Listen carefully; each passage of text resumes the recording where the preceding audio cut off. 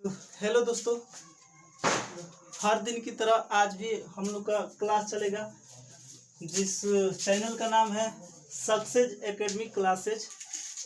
और आज हम पढ़ने वाले हैं हिंदी। आज हम पढ़ने वाले हैं हिंदी व्याकरण।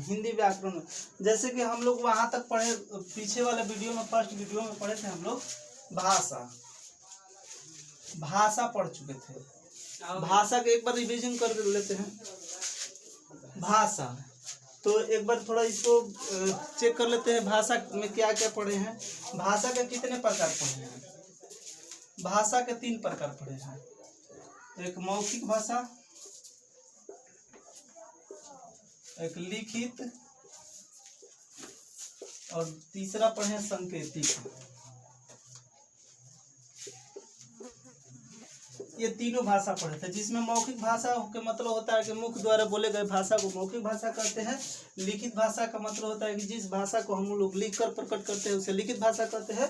और सांकेतिक भाषा का मतलब होता है कि जिस भाषा को संकेत के द्वारा प्रकट करते हैं उसे हम सांकेतिक भाषा कहते हैं। आज हम लोग पढ़ेंगे भाषा और बोली। आज हम पढ़ेंगे भाषा और बोली।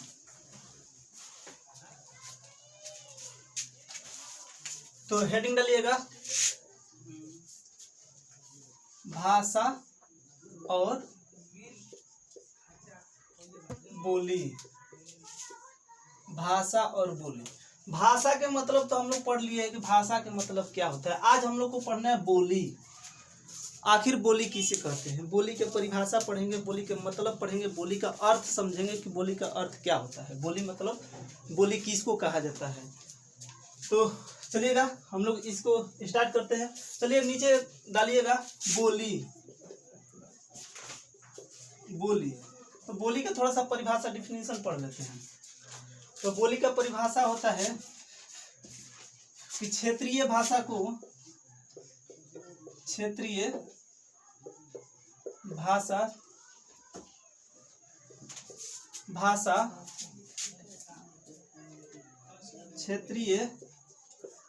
को हम बोली कहते हैं। क्षेत्रीय भाषा को हम क्या कहते हैं? बोली कहते हैं।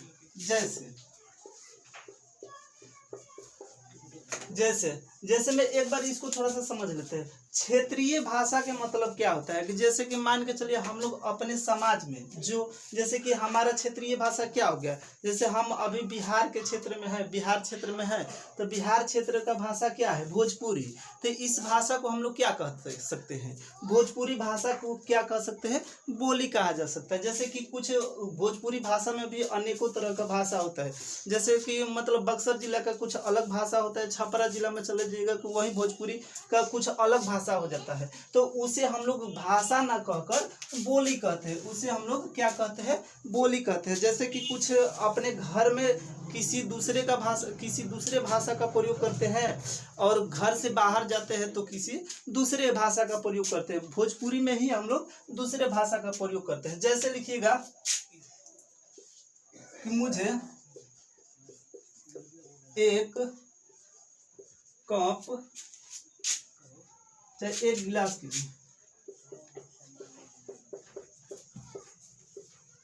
पानी दीजिए।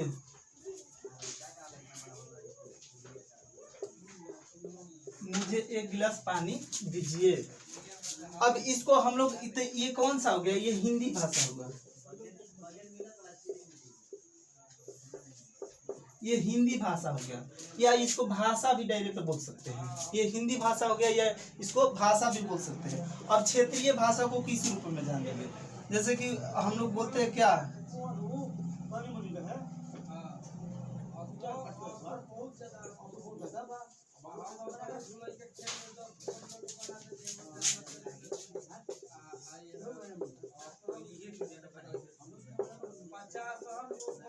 तो इस तरह से भी इसको कहा जा सकता है, या एक दूसरे एथी में भी किया जाता है।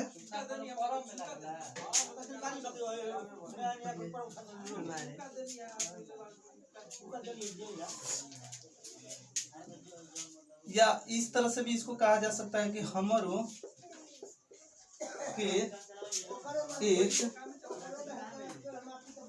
गिलास पानी दे। इस तरह से हम लोग बोल सकते हैं। जैसे कि क्षेत्रीय भाषा को हम लोग किस तरह से बोलते हैं अपने बोलचाल की भाषा में, जैसे होता है ना कि अपने भोजपुरी भाषा में बोला जाता है कि हमरो के एक गिलास पानी दहो, इस तरह से भी बोला जा सकता है। या इस तरह से भी कोई व्यक्ति प्रयोग करते हैं इस भाषा को,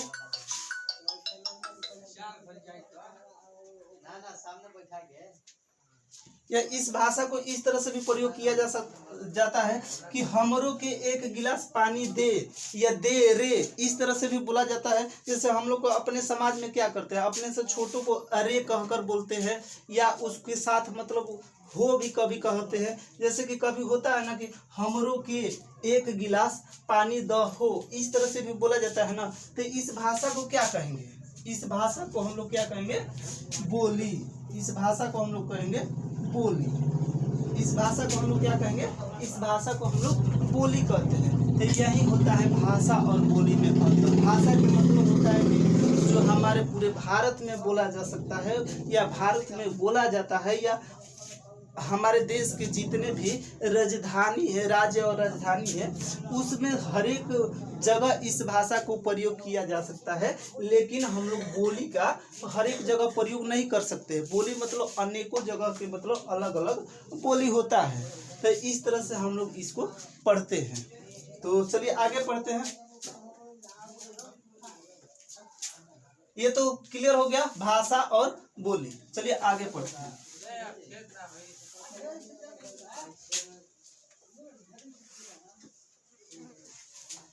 अब हमें पढ़ना है हिंदी। जैसे कि हिंदी में क्या होता है, बहुत सारा हिंदी होता है। जैसे कि इसको हम नहीं पढ़ा रहे हैं, हिंदी, हिंदी या भाषा, ये जो होता है ना हिंदी भाषा, जैसे कि अब क्षेत्रीय के क्षेत्र के अनुसार बांटा दिया जाता है। जैसे कि पहाड़ी हिंदी,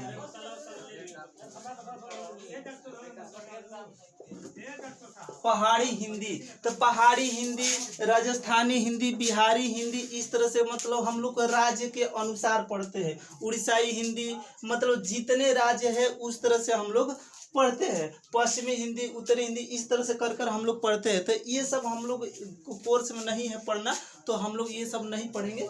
तो आगे बढ़ते हैं। इस चैप्टर इससे मतलब क्वेश्चन भी नहीं पूछता है, और ये बेसिक में हम लोग को पढ़ना भी नहीं। ये हम लोग को 1, 2 या 4, 5 क्लास में पढ़ने को होता है। हम लोग आगे पढ़ते हैं।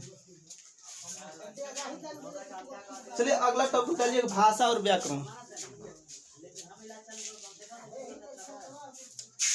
भैया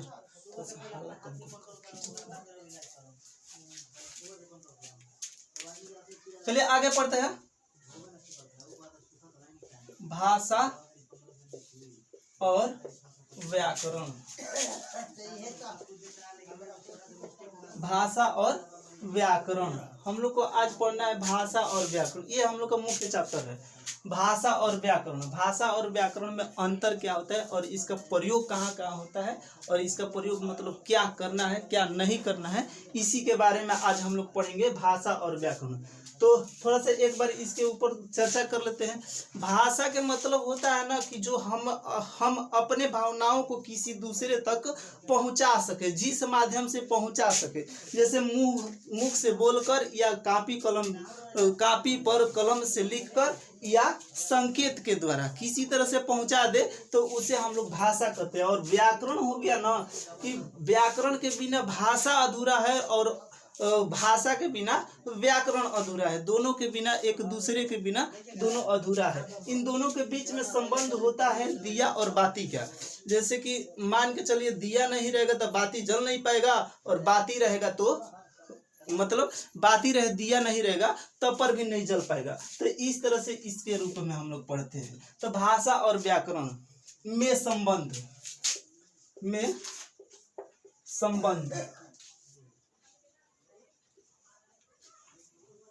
भाषा और व्याकरण में संबंध। चलिए टॉपिक डालिएगा, भाषा और व्याकरण में संबंध लिखिएगा।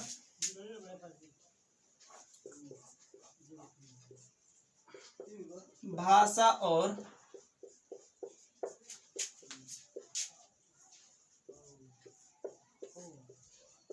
भाषा और व्याकरण में दिया और बाती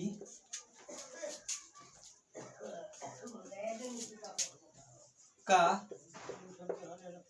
संबंध होता है।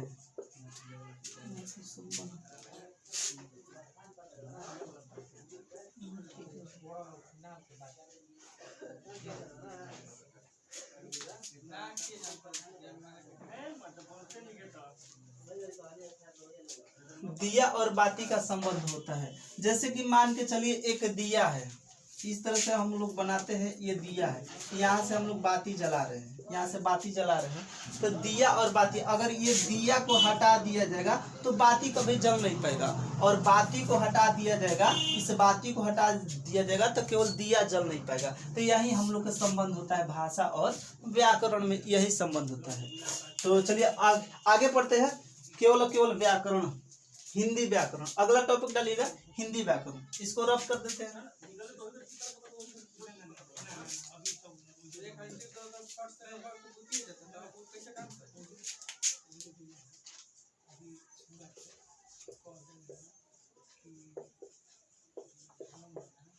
चलिए आगे पढ़ते हैं हिंदी व्याकरण। यहाँ से हम लोग को मुख्य चैप्टर स्टार्ट होता है। तो आखिर हिंदी व्याकरण क्या है, थोड़ा सा समझ लेते हैं कि हिंदी व्याकरण एक ऐसा शास्त्र है जिसके माध्यम से हमें हिंदी भाषा को या हिंदी को शुद्ध बोलना, पढ़ना, लिखना तथा समझना आ जाए, तो उसे हम क्या कहते हैं, हिंदी व्याकरण कहते हैं। उसे हम क्या कहते हैं, हिंदी व्याकरण कहते हैं। चलिए इसका परिभाषा लिखते हैं।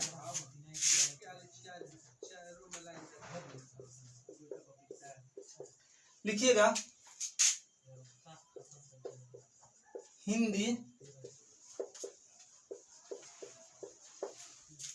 हिंदी व्याकरण एक ऐसा शास्त्र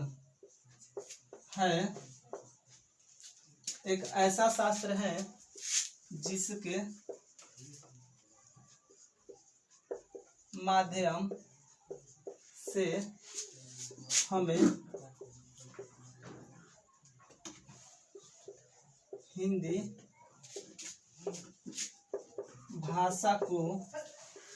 से हमें हिंदी भाषा को शुद्ध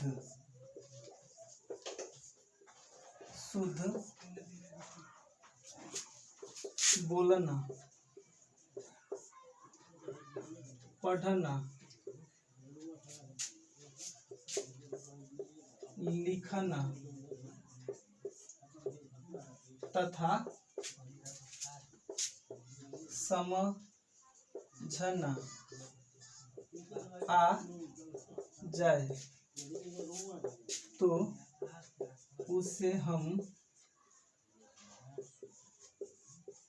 आ जाए,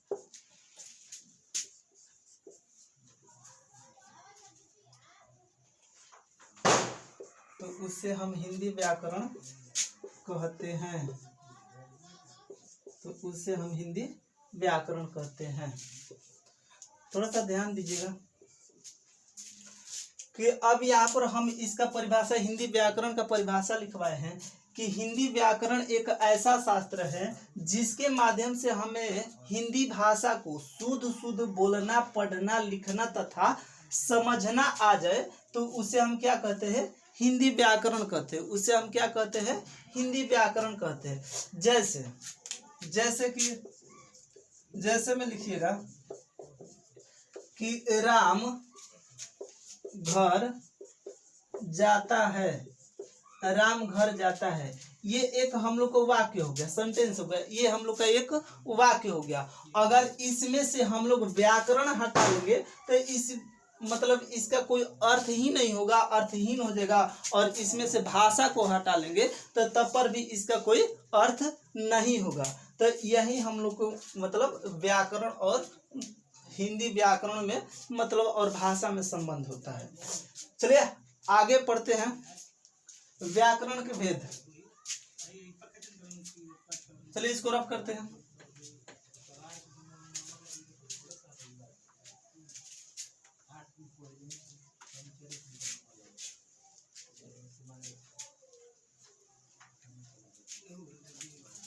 चलिए आगे टॉपिक डालिएगा हिंदी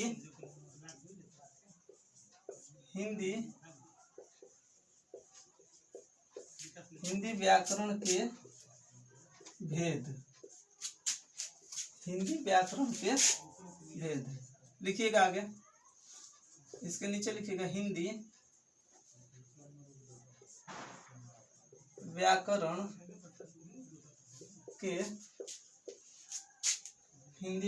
के चार भेद होते हैं।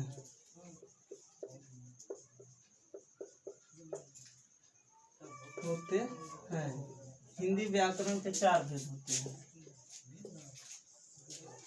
पहला वर्ण विचार,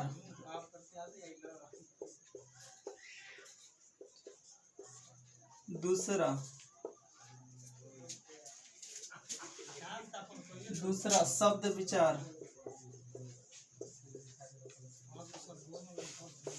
और तीसरा वाक्य विचार, और चौथा चिन्ह विचार।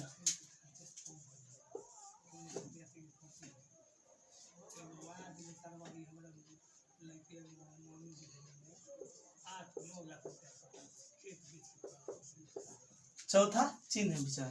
थोड़ा सा समझ लेते हैं।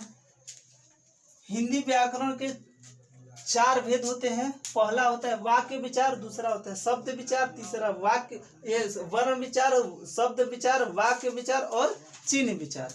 सब वर्ण विचार में क्या करना है कि हम लोग को वर्णों के बारे में विचार करना है, केवल वर्णों के बारे में पढ़ना है। इसमें पढ़ना है क से अ से लेकर अ तक, क से लेकर म तक और य से लेकर ग तक, बस इतना ही इसमें पढ़ना है। उसके बाद हम लोग को पढ़ना है शब्द विचार। शब्द विचार का मतलब होता है कि शब्दों के बारे में विचार करना, चर्चा करना, उसके बारे में जानकारी प्राप्त करना। उसके बाद आता है वाक्य विचार। वाक्य विचार में मतलब हम लोग कैसे वाक्य को शुद्ध लिख सकते हैं और कैसे वाक्य को अशुद्ध लिखा जाता है, कौन सा वाक्य अशुद्ध होता है और कौन सा वाक्य शुद्ध होता है, तो ये वाक्य विचार में हम लोग पढ़ेंगे। और चिन्ह विचार में हम लोग को पढ़ना है कि चिन्हों के बारे में, जैसे कि दो शब्दों के राम और राम श्याम लिख दिया गया, तो यहाँ पर एक ये चिन्ह दिया जाता है ना, तो इस चिन्ह के बारे में पढ़ेंगे। तो ये बहुत सारा चिन्ह के बारे में पढ़ेंगे, लगभग 15 चिन्ह के बारे में पढ़ेंगे हम लोग ये चिन्ह विचार में। हिंदी व्याकरण में मतलब कौन सा, हिंदी भाषा में, हिंदी वाक्य में कौन कौन सा चिन्ह का प्रयोग किया जाता है, तो ये पढ़ेंगे हम लोग चिन्ह विचार में। और इसी में से सब कुछ बंटता चला जाएगा और हम लोग आगे पढ़ते रहेंगे। वाक्य विचार, ये वर्ण विचार का मतलब समझ में आ गया होगा। वर्ण विचार का मतलब क्या होता है? वर्ण विचार का मतलब होता है कि वर्णों के बारे में अध्ययन करना। वर्ण विचार, वर्ण के मतलब होता है कि वर्ण कोई अक्षर लिख दिए, और विचार के मतलब होता है उसके बारे में जानकारी प्राप्त करना या उसके बारे में विचार करना या चर्चा करना। उसके बाद होता है शब्द विचार, शब्दों के बारे में चर्चा करना या विचार करना। वाक्य विचार की वाक्यों के बारे में विचार करना। और चिन्ह विचार के मतलब होता है कि चिन्ह विचार के चिन्हों के बारे में अध्ययन करना। ये होता है हम लोग को ये व्याकरण के चार भेद। तो हम लोग पहला पढ़ते हैं। पहला टॉपिक डालिएगा वर्ण विचार।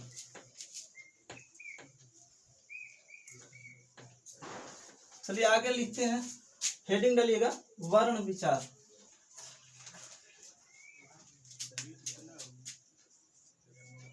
वर्ण विचार, वर्ण विचार।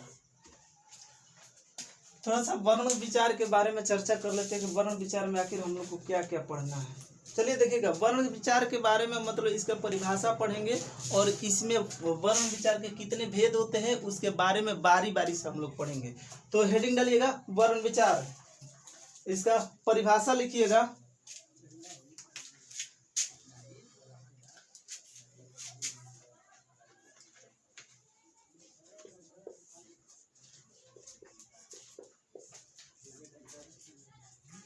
लिखिएगा वर्ण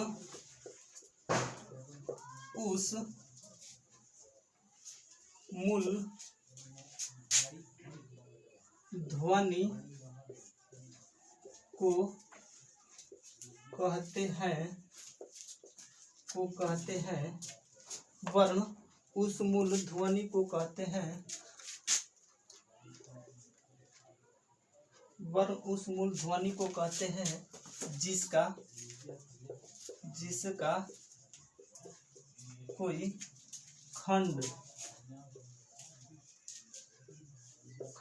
या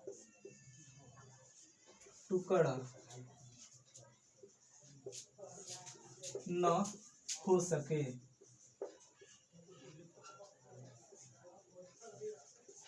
जिसका कोई खंड या टुकड़ा न हो सके। जैसे अ, आ, छोटी ई, बड़ी ई, छोटा ऊ, बड़ा ऊ, क, ख, च, ट,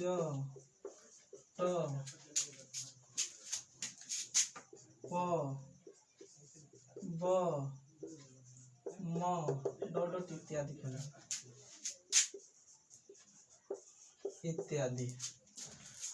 तो वर्ण विचार के मतलब समझ में आ गया कि वर्णों के बारे में विचार करना है। वर्ण के परिभाषा हम लोग पढ़ते हैं। वर्ण के परिभाषा यहाँ पर लिख लीजिएगा। वर्ण परिभाषा छोड़िएगा, वर्ण केवल वर्ण। अब थोड़ा सा इसके बारे में समझ लेते हैं। वर्ण उस मूल ध्वनि को कहते हैं जिसका कोई खंड या टुकड़ा न हो सके। जिसका कोई खंड या टुकड़ा न हो सके उसे हम लोग क्या कहेंगे? वर्ण कहेंगे। उसे हम लोग क्या कहेंगे? वर्ण कहेंगे। जैसे कि अ, आ, छोटी ई, बड़ी ई, छोटा ऊ, बड़ा ऊ, री, ए, ऐ, ओ, ये सब चलता है। उसके बाद क, ख, ये सब क्या होता है? जिसमें हल वर्ण लगाकर बनाया जाता है, हलंत लगाया जाता है, तो वो सारे शब्द क्या होते हैं? वर्ण कहलाते हैं। वो सारे के सारे शब्द क्या कहलाएंगे? वर्ण कहलाएंगे। चलिए अब पढ़ते हैं वर्ण के भेद।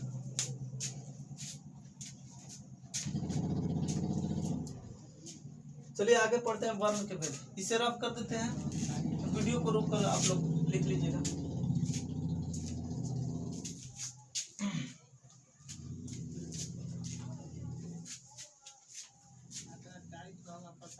आगे लिखिएगा वर्ण के भेद।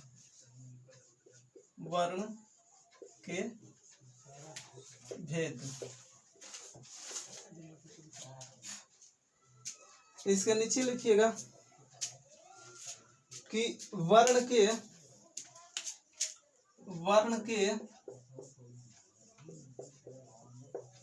दो भेद होते हैं।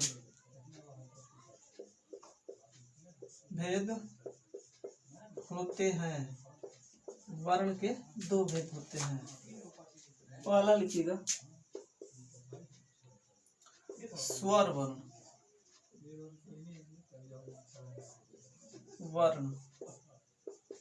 दूसरा लिखिएगा व्यंजन वर्ण।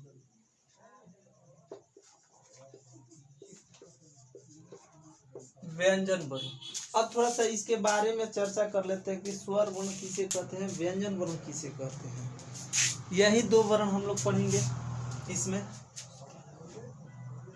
तो स्वर वर्ण किसे कहते हैं? वर्ण के दो भेद होते हैं, जिसमें पहला है स्वर वर्ण, दूसरा है व्यंजन वर्ण। स्वर वर्ण की परिभाषा क्या होता है? स्वर वर्ण किसे कहते हैं? स्वर वर्ण के मतलब होता है कि वैसा स्वर वर्ण जिसका जो स्वतः उच्चारित हो, वैसा वर्ण जो स्वतः उच्चारित हो, अन्य किसी वर्ण की सहायता न ले, तो उसे स्वर वर्ण कहते हैं। जैसे कि अ, आ, छोटी ई, बड़ी ई, छोटा ऊ, बड़ा ऊ, री, ए, ऐ, ओ, औ, इतना होता है। ये क्या होता है? स्वर वर्ण होता है। उसके बाद होता है व्यंजन वर्ण। इन सभी को छोड़कर क्या होता है? व्यंजन वर्ण। बाकी सब जैसे कि आधा क, आधा च, ये प, ट, त, म, ये सब जो शब्द होते हैं ये होते हैं व्यंजन वर्ण में। तो पहला टॉपिक डालिएगा स्वर वर्ण। पहला टॉपिक डालिएगा स्वर वर्ण। इसको मिटा देते हैं, लिखिएगा स्वर वर्ण। इसका परिभाषा लिखा जाए।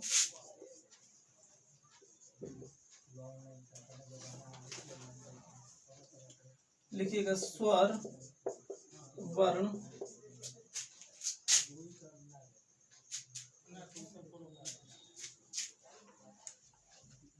स्वर वर्ण उन वर्णों या ध्वनियों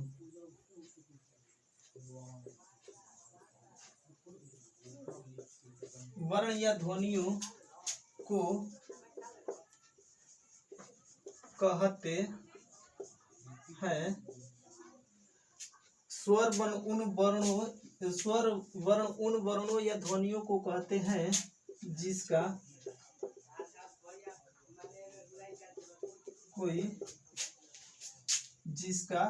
कोई सार्थक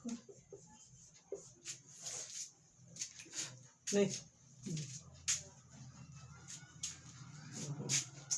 स्वर वर्ण उन वर्णों या ध्वनियों को कहते हैं जो स्वतः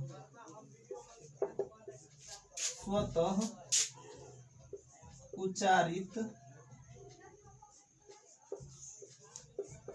हो, जो स्वतः उच्चारित हो, अपने आप से स्वयं से उच्चारित हो, अन्य किसी वर्ण की सहायता न ले, तो उसे हम लोग क्या कहते हैं? स्वर वर्ण। जैसे अ, आ, छोटी ई, बड़ी ई, छोटा उ, बड़ा उ, ए, ऐ, ओ, औ,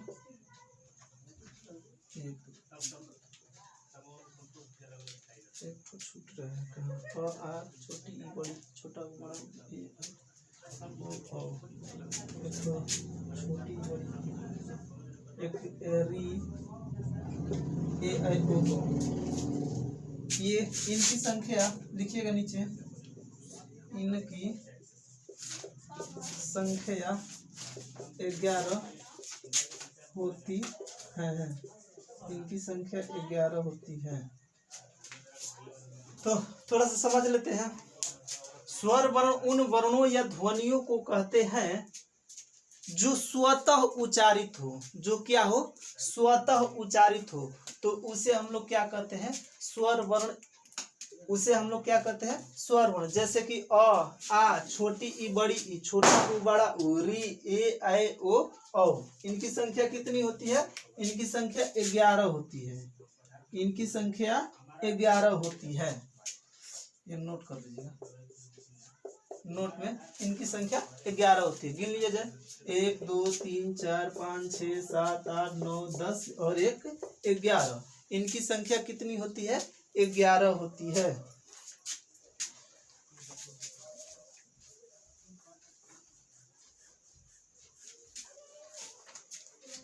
चलिए लिखिएगा स्वर वर्ण के भेद।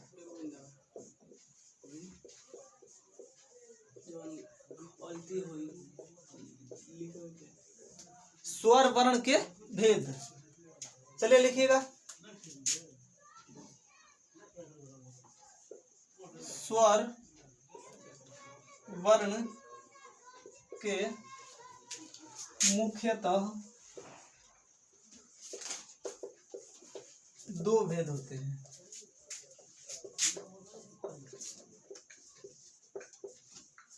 स्वर वर्ण के मुख्यतः 2 भेद होते हैं। पहला लिखिएगा,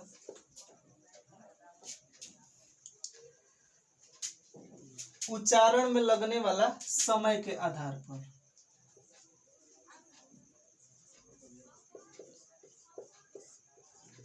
में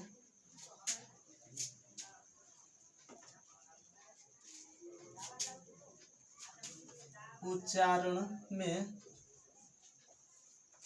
लगने वाला समय के आधार पर। उच्चारण में लगने वाले समय के आधार पर, और दूसरा होता है जाति के आधार पर। जाति के आधार पर। पहला होता है उच्चारण में लगने वाले समय के आधार पर, दूसरा होता है जाति के आधार पर। तो यही हम लोग दोनों पढ़ेंगे। पहला टॉपिक डालिएगा उच्चारण में लगने वाले, इसको रब कर देते हैं, ये दोनों लिख लीजिएगा। पहला है उच्चारण में लगने वाले समय के आधार पर और दूसरा है जाति के आधार पर। वर्ण स्वर वर्ण के दो भेद होते हैं, स्वर वर्ण के मुख्यतः दो भेद होते हैं। पहला होता है उच्चारण में लगने वाले समय, लगने वाला वाला समय के आधार पर, और दूसरा होता है जाति के आधार पर, दूसरा होता है जाति के आधार पर। तो पहला टॉपिक डालिएगा उच्चारण में लगने वाले समय के आधार पर स्वर वर्ण के तीन भेद होते हैं, तीन भेद होते हैं।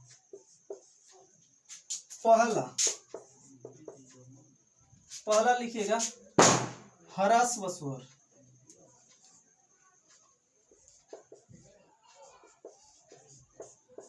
दूसरा लिखिएगा दीर्घ स्वर,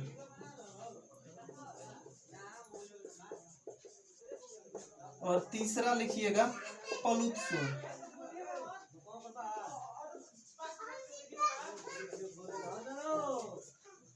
और तीसरा लिखिएगा प्लुत स्वर। यही हम लोग को तीनों के बारे में बारी बारी से पढ़ेंगे।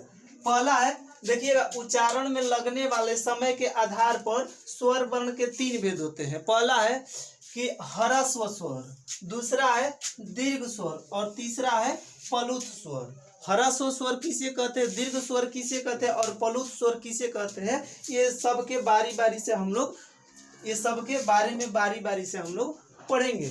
तो पहला टॉपिक डालिएगा ह्रस्व स्वर, इसका परिभाषा पढ़ेंगे। ह्रस्व स्वर लिखिएगा, ह्रस्व स्वर, इसका परिभाषा होता है कि जिन स्वर वर्णों के उच्चारण में, जिन स्वर वर्णों के उच्चारण में, जिन स्वर वर्णों के उच्चारण में अल्प मात्रा की समय लगता हो,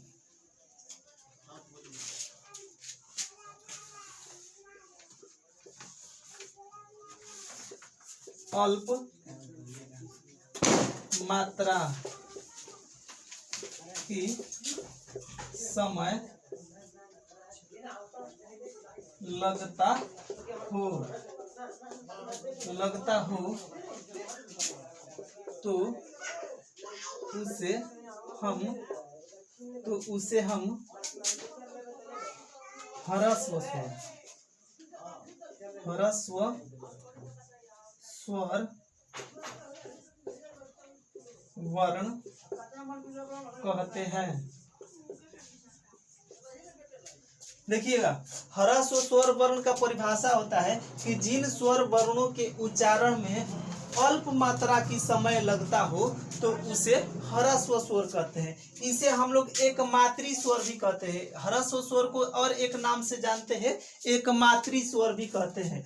जैसे कि मान के चलिए कि जिन स्वर वर्णों के उच्चारण में एक मात्रा का समय लगे तो उसे एक मात्री स्वर भी कहा जा सकता है। तो इसी का दूसरा नाम है, ह्रस्व स्वर का ही दूसरा नाम है एक मात्री स्वर। तो इसका परिभाषा होता है कि जिन स्वर वर्णों के उच्चारण में अल्प मात्रा की समय लगता हो तो उसे हम लोग क्या कहते हैं, ह्रस्व स्वर वर्ण कहते हैं। जैसे लिखिएगा, जैसे अ, छोटी ई, छोटा ऊ, री, ए, री, बस री तक रहते हैं, री, अ, छोटी ई, छोटा ऊ और री, यही मतलब ये क्या कहलाता है, हम लोग का ह्रस्व स्वर कहलाता है, या इसे मूल स्वर के नाम से भी हम लोग जानते हैं। लिखिएगा, एक नोट कर नोट, इनकी संख्या संख्या 4 होती है। इनकी संख्या 4 होती है। इनकी संख्या 4 होती है। एक बार फिर से ध्यान से समझते हैं। हम लोग को स्वर वर्ण स्वर वर्ण के भेद, स्वर वर्ण के कितने भेद होते हैं? मुख्यतः 2 भेद होते हैं। पहला है उच्चारण में लगने वाला समय के आधार पर और दूसरा है जाति के आधार पर। तो उच्चारण में लगने वाले समय, और इसमें पहला पढ़ रहे हैं कि उच्चारण में लगने वाले समय के आधार पर स्वर वर्ण के 3 भेद होते हैं। पहला होता है ह्रस्व स्वर, दूसरा होता है दीर्घ स्वर और तीसरा होता है प्लुत स्वर। जिसमें ह्रस्व स्वर का परिभाषा होता है कि जिन स्वर वर्णों के उच्चारण में अल्प मात्रा की समय लगता हो तो उसे हम ह्रस्व स्वर वर्ण कहते हैं। जैसे कि मान के चलिए अ को कहने में आ के अपेक्षा कम समय लगता है। अ को कहने में आ के अपेक्षा कम समय लगता है, तो उसे हम लोग क्या कहेंगे? ह्रस्व स्वर कहेंगे। जैसे छोटी ई हुआ तो ये भी ह्रस्व स्वर हुआ, क्योंकि बड़ी ई को कहने से कम समय लगता है छोटी ई कहने में, तो ये होता है ह्रस्व स्वर।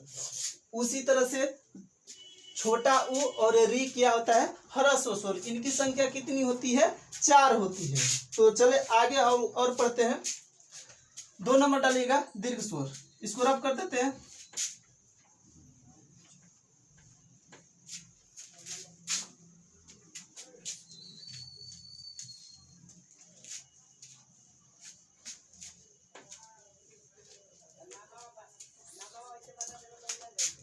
अगला लिखिएगा, यहां से लिखेंगे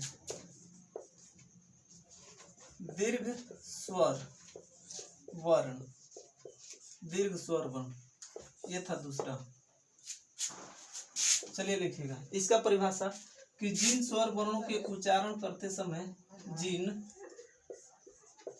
स्वर वर्णों के उच्चारण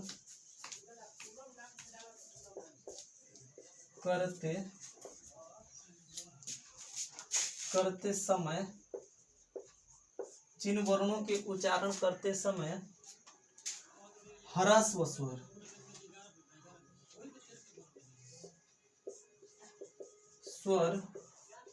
वर्ण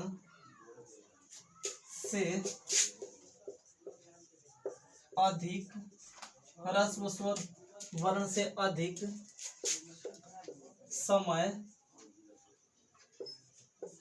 लगे, ह्रस्व स्वर वर्ण से अधिक समय लगे तो उसे हम दीर्घ स्वर,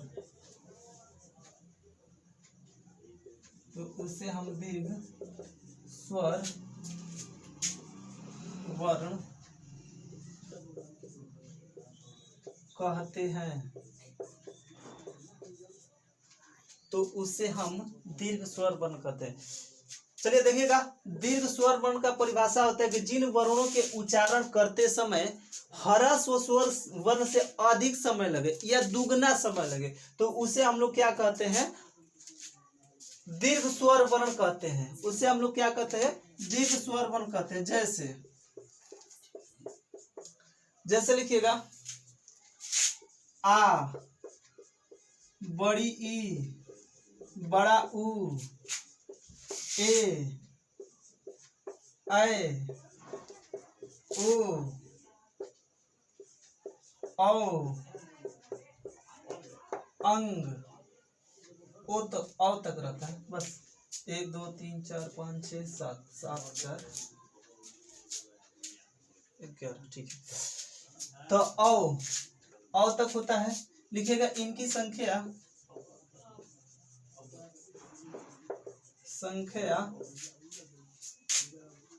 7 होती है। इनकी संख्या 7 होती है। थोड़ा सा समझ लेते हैं इसको। ये हमारा है दीर्घ स्वर वर्ण। दीर्घ स्वर वर्ण का परिभाषा होता है कि जिन स्वर वर्णों के उच्चारण में ह्रस्व स्वर से अधिक समय लगे या दुगना समय लगे तो उसे हम क्या कहते हैं?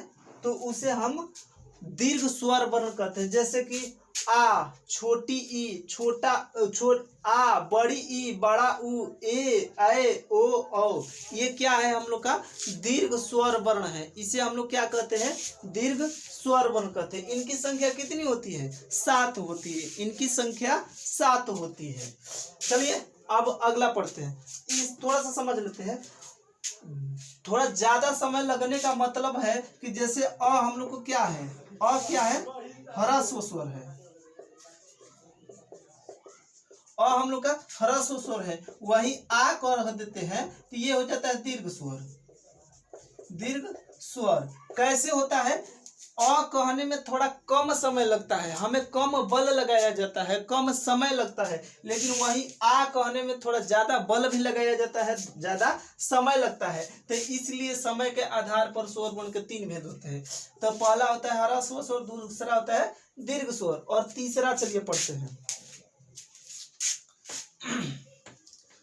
चलिए तीसरा टॉपिक डालिएगा, प्लुत स्वर।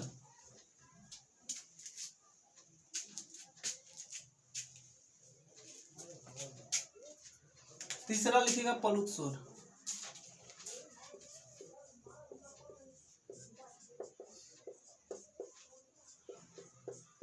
प्लुत स्वर वर्ण लिखिएगा, जिन वर्णों के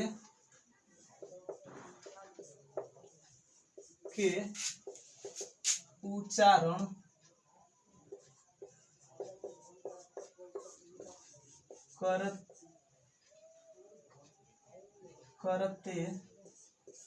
करते समय, जिन वर्णों के उच्चारण करते समय दीर्घ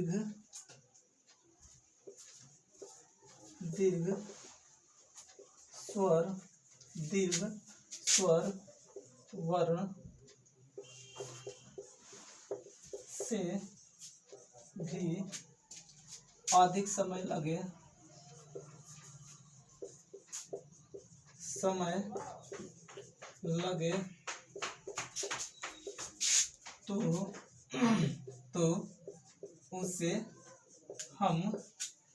तो उसे हम प्लुत स्वर वर्ण कहते हैं। तो उसे हम प्लुत स्वर वर्ण कहते हैं। थोड़ा सा समझ लेते हैं। ये तीसरा है कि प्लुत स्वर, जिन वर्णों के उच्चारण करते समय दीर्घ स्वर वर्ण से भी अधिक समय लगे तो उसे हम लोग क्या कहते हैं, प्लुत स्वर वर्ण कहते हैं। जैसे देखिएगा, जैसे हे राम, हे कृष्ण,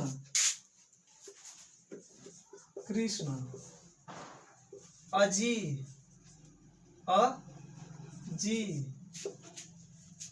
भो इत्यादि कर लीजिएगा, डॉट इत्यादि कर लीजिएगा। अब थोड़ा सा समझ लेते हैं। ये हम लोग का हो गया प्लुत स्वर। जिन वर्णों के उच्चारण करते समय दीर्घ स्वर से भी अधिक समय लगे तो उसे हम लोग क्या कहते हैं, प्लुत स्वर कहते हैं। जैसे कि हे राम, हे कृष्ण, अजी, भो इत्यादि ऐसे शब्द जो होते हैं। जैसे कि हम लोग अपने कहीं, मेरा दोस्त कहीं दूर खड़ा हो, उसे हम पहचानते हैं, तो उसे हम पहचानते हैं तो किस रूप में हम उसे जानते हैं। अगर उसको बुलाना होगा हमको तो कैसे बुलाएंगे, मतलब ज्यादा जोर देकर चिल्लाकर बुलाएंगे ना, उसका नाम रखेंगे कि हे राम तुम यहाँ आओ, हे कृष्ण तुम वहां जाओ, या यहाँ आओ, या ये काम करो, इस तरह से कहा जाता है ना। तो वो किस में आता है, प्लुत स्वर में आता है। मतलब सबसे ज्यादा बल लगाकर बोले जाने वाले शब्द या वाक्य को हम लोग क्या कहते हैं, प्लुत स्वर वर्ण कहते हैं। जिस अक्षर को, जिस शब्द को सबसे ज्यादा हम लोग बल लगाकर बोलेंगे तो उसे हम लोग क्या कहेंगे, प्लुत स्वर वर्ण कहेंगे। तो यही था इसमें। चलिए अब फिर से इस तीनों वर्ण के बारे में समझ लेते हैं। पहला था ह्रस्व स्वर,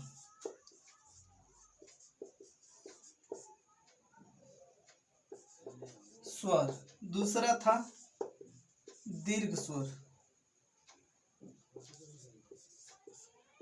दीर्घ स्वर, और तीसरा था प्लुत स्वर।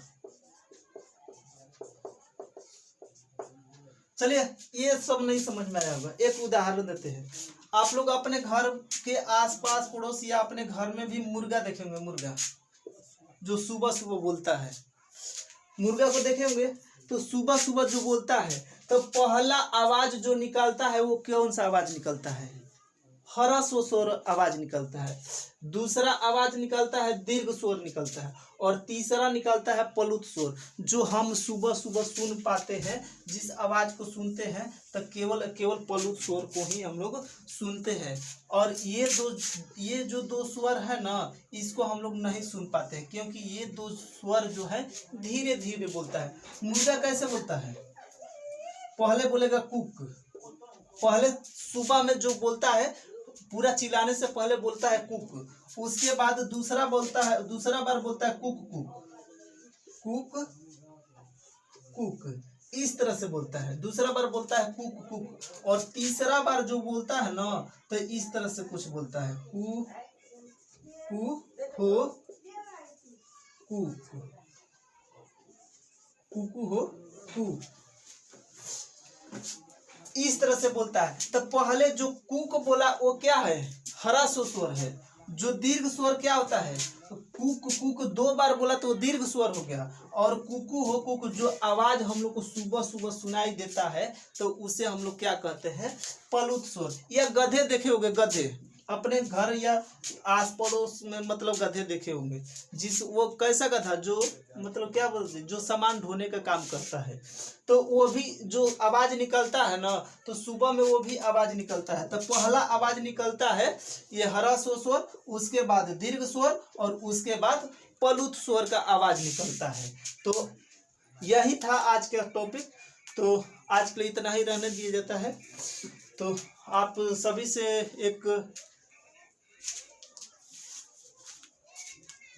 से एक निवेदन है कि थोड़ा इस चैनल को सब्सक्राइब कर दीजिएगा, लाइक कीजिएगा, और अपने दोस्तों के साथ ज़्यादा से ज़्यादा शेयर कीजिएगा, क्योंकि आप लोग को भी पढ़ने में मज़ा आए तो हम लोग को भी पढ़ाने में थोड़ा अच्छा लगे। आप लोग के ऊपर ही डिपेंड है हम लोग। अगर आप लोग पढ़िएगा, अच्छी तरह से चाहिएगा हम लोग को, तो हम लोग आगे पढ़ाने के लिए तैयार हैं। तो आज के लिए इतना ही रहने देते हैं।